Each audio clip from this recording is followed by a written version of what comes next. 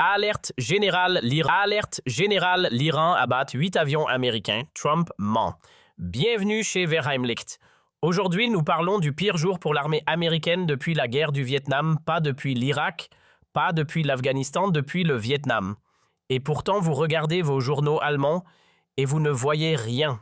Vous allumez le journal télévisé et vous n'entendez rien. Vous ouvrez votre site d'actualité préféré et vous ne lisez rien. Le chancelier fédéral Friedrich Merz se tient devant les caméras et hoche docilement la tête en direction de Washington, comme un petit chien en plastique sur la plage arrière d'une voiture de police. Sans la moindre opinion propre, sans la moindre question critique, entièrement au service d'une politique étrangère américaine qui est en train de s'effondrer sous les yeux du monde entier. Bienvenue dans le blocage organisé de l'information de l'année 2026. Regardons donc ce qui s'est produit en une seule journée. Au moins 8 avions et hélicoptères militaires américains ont été abattus par l'Iran, certains totalement détruits, d'autres contraints d'atterrir en urgence en territoire hostile, d'autres encore à peine capables de regagner leur base.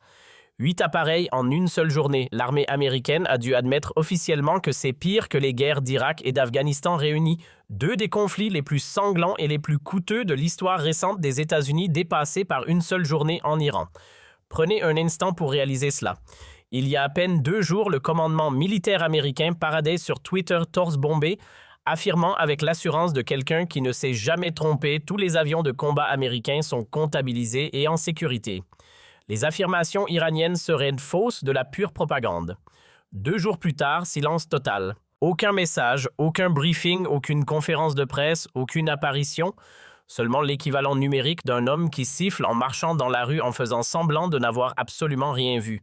Parce qu'il a menti, parce que l'armée a menti, parce que toute la stratégie de communication n'était qu'un mensonge tout simplement. Ce qui s'est réellement passé ensuite est encore plus frappant. Les Iraniens ont publié les débris d'un F-15E, Strike Eagle, l'un des avions de combat les plus modernes de l'US Air Force. Un appareil biplace conçu pour les frappes de précision et la supériorité aérienne. Le pilote a été secouru. L'officier d'armement est porté disparu. L'Iran affirme l'avoir capturé. Puis est venu le coup suivant, un A-10 Warthog. Cet avion d'attaque légendairement blindé, réputé presque indestructible et capable de survivre à de lourds dommages, a lui aussi été abattu lors d'une mission de sauvetage pour ce même pilote du F-15. On envoie des secours et les secours sont abattus. Un troisième A-10 a réussi à regagner sa base, mais gravement endommagé. Et ce n'est pas tout. Il faut encore ajouter un HC-130 Combat King II, un avion de sauvetage hautement spécialisé de l'US Air Force, ainsi que 2 hélicoptères de secours, MH-60J, Pavehawk, tous les 3 touchés. L'un des hélicoptères s'est écrasé en Irak, l'autre a réussi à regagner sa base. Une F-16 Wild Weasel, pourtant conçue pour neutraliser les radars ennemis, a ensuite émis le code d'urgence 7700 au-dessus de l'espace aérien saoudien avant de disparaître complètement des écrans sans laisser de traces. À cela s'ajoute un hélicoptère Black Hawk attaqué dont l'équipage a heureusement survécu. Et enfin, un drone MQ-9 Reaper abattu. Tout cela en une seule journée. Et maintenant vient la partie où je devrais presque rire si la situation n'était pas aussi grave. Donald Trump avait auparavant proclamé avec arrogance face aux caméras que toutes les installations radar iraniennes étaient entièrement détruites. L'Iran n'aurait plus aucune défense aérienne, plus rien. Terminé, réglé, victoire. Et pourtant, cet Iran prétendument aveugle, sourd et désarmé abat 8 avions et hélicoptères américains en une seule journée. Trump combat littéralement un ennemi qu'il croit déjà vaincu et perd 8 appareils dans l'opération. Ce n'est plus une défaite, c'est une humiliation internationale d'une ampleur remarquable. Et les médias allemands en parlent avec le même enthousiasme que pour la coalition au pouvoir, pas du tout.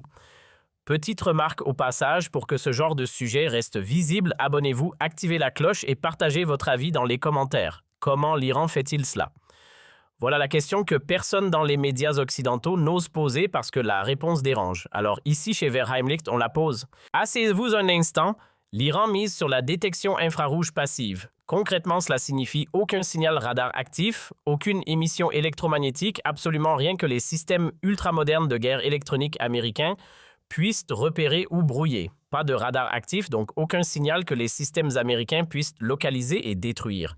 À la place, le système iranien suit silencieusement les signatures thermiques des moteurs. Invisible, silencieux, d'une précision implacable. Le pilote américain est assis dans son cockpit en confiance, persuadé de voler dans un espace aérien vide et sécurisé, sans se douter qu'il est déjà dans le viseur jusqu'à ce qu'il soit trop tard. Ce n'est pas de la science-fiction, c'est de l'ingénierie iranienne en 2026. Et voici le point clé qui relie tout l'Iran avait dissimulé ses avions de combat pendant 35 jours dans des tunnels souterrains. 35 jours. Aucun signe de vie vers l'extérieur, aucune réflexion radar, aucune communication radio, aucune image satellite révélant quoi que ce soit de suspect.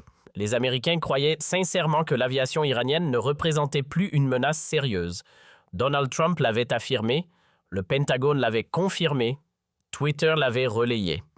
Et puis exactement au moment où les hélicoptères de sauvetage américains pénétraient lentement et vulnérables dans la zone de crise, les avions iraniens sont sortis des tunnels. Pour la toute première fois du conflit, l'Iran a engagé ses propres chasseurs contre des appareils américains. Le résultat, vous le connaissez, 8 machines abattues, un soldat porté disparu en captivité ennemie et un compte Twitter américain soudain réduit au silence.